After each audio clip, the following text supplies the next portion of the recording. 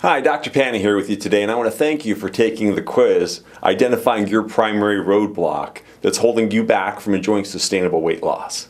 So based on the answers to your quiz, it looks like thyroid metabolic dysfunction or dysregulation is basically your primary roadblock. Now that bears some explanation, so let me share a couple of thoughts on that. The first thing is you might be thinking, well, I don't have a thyroid problem. And certainly that's understandable. Many people have been evaluated by traditional blood work and are told that their thyroid is working properly. And that may be very true.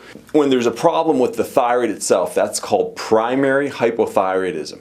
And it reflects an inability by your thyroid to produce adequate amounts of two hormones, T4 and T3. Now, for many people, they're producing adequate amounts of T4 and T3, and they still experience many of the metabolic slowdowns that are consistent with hypothyroidism, or we'll call thyroid metabolic disruption. So if that's the case, then we need to understand that regardless of how well the thyroid produces those two hormones, that only represents one of 23 different steps within the thyroid metabolic chain of events. So if there's a breakdown in any of the other steps, that's not easily reflected on traditional blood work. So all of a sudden you may go undiagnosed and be told that your thyroid is working properly, and that's absolutely correct. But there may be other downstream issues that are creating problems. So let me just paint the picture so you understand what one of those would be. The thyroid, as I mentioned, produces two thyroid hormones. The first one is T4.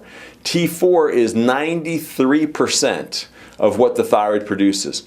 Now, as large a percentage as that is, you would think that's the most important of the two hormones. But T4 represents a very small impact in regards to thyroid metabolism. T3, which represents only 7% of what the thyroid produces, has a much bigger impact on thyroid metabolism. So what we need to do is understand that elsewhere in the body, T4 needs to convert into T3.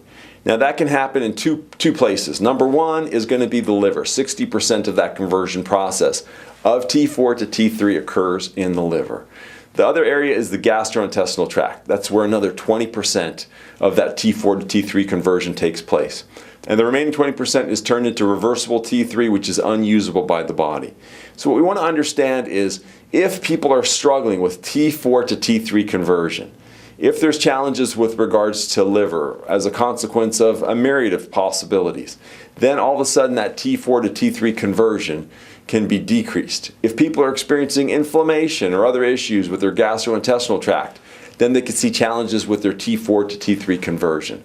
So all of a sudden they could start experiencing and expressing all the symptoms of hypothyroidism without necessarily being hypothyroid. Their thyroid, again, is producing adequate amounts of thyroid hormone, but it's one of the downstream steps. Now, I've only shared one of those other steps, which is the conversion process. There's 21 others. So what we want to do is help people to understand that if you're experiencing thyroid metabolic slowdown, it does not necessarily mean that you're primary hypothyroid. Now, there's two groups of people. There's the people who are undiagnosed, and then there's the people who are diagnosed. If you've been diagnosed with primary hypothyroidism, then chances are you have an autoimmune condition called Hashimoto's thyroiditis. And the challenge is many people don't even realize that in all likelihood their primary hypothyroidism is actually an autoimmune disease-based condition. So what happens is as your immune system attacks and damages your own thyroid, it decreases your ability to produce adequate amounts of T4 and T3. So regardless of conversion issues elsewhere, then you're going to start to basically notice some of the thyroid symptoms. So those thyroid symptoms are going to be cold feet and hands, tired and sluggish, increased weight gain even with a low-calorie diet, and the list goes on and on. It could be thinning hair, hormonal shifts, you name it. There's so many things that are a consequence of thyroid metabolism in terms of the symptom-based issues with regards to the body. So there's at least two types of people that can fall under the thyroid metabolic disorder category. The first are those who have never been diagnosed, and the others are those who have been diagnosed. So if you've been diagnosed as having hypothyroidism, then you know that your thyroid's producing inadequate amounts of T4 and T3. So all of a sudden they'll typically give you hormone replacement therapy. That's going to be one of many different choices. There's bioidentical, there's synthetic, there's T4, there's T3. Regardless, they give you some hormone replacement therapy to help support your thyroid issues.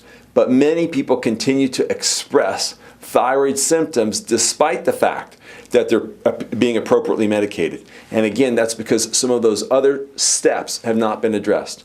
So in our program, built into the program is basically a support system to help the many different aspects and steps within the thyroid metabolic chain of events. And by doing that, we can help people to express tremendous potential, not just in how they feel, but also in basically how they function. So as a consequence of bringing what we're going to call the supporting cast members of thyroid metabolism back into a better state of balance, we can help people to express potential that they have not expressed in a very long time. So if you're interested in learning more about how our program can maybe help you to address some of your underlying issues and concerns, then we invite you to come in for a consultation where we can share some additional thoughts. In the meantime, we wish you every blessing for health and happiness.